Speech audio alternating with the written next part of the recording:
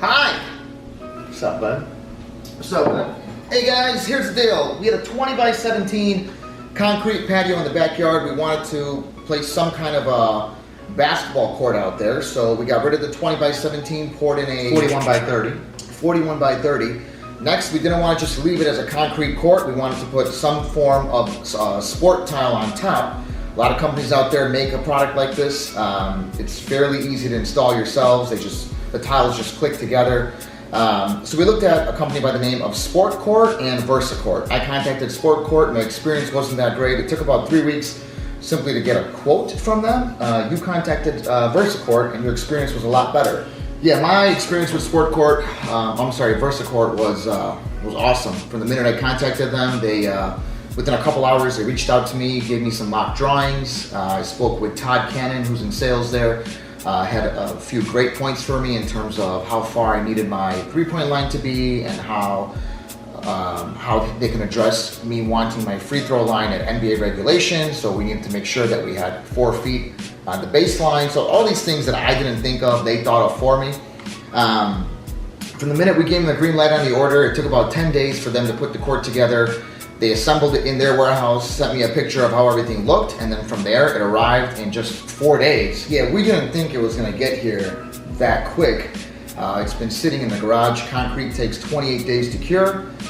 We also wanted to seal the concrete. We reached out to a company by the name of Foundation Armor. They recommended a product based on our application. We let them know that, hey, this sport tile is gonna be on there for a long time. We wanna make sure that there's no mold, mildew, cracking, staining. So based on that, based on their recommendation, we applied a product, 10 gallons of it. It was good enough for 1,200 square feet, and that was enough for 2 coats. The concrete patio is sealed now, and we're ready to go and lay the basketball tile on top. Let's go do this. All right, let me take you out to the garage and show you the product. Doesn't sound shady. All right, make sure the lighting is okay in here. All right, so here's the product sitting on 2 pallets. They do send you this separate box for all the side ramps. And then the tiles themselves, they come in these 3 by 3 squares, which is nice because it just makes your job easier. They are numbered. There's number 1, and then you basically follow this diagram, 1 through 9 across, and then 10 to 17 down, and then just kind of keep going your way.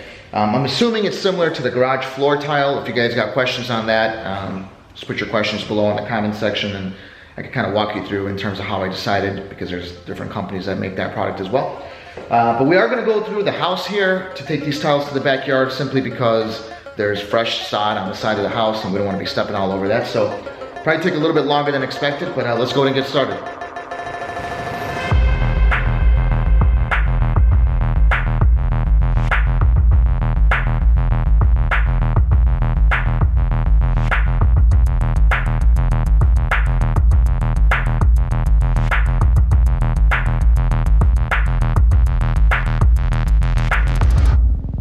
All right, so the court has been laid down. Tomorrow begins the first step of the installation process for the MegaSlam XL basketball hoop system. They got to dig 5 feet in the ground and put in the anchors. I believe they got to use about 40 bags of concrete and then allow it for it to dry and cure for about 48 hours.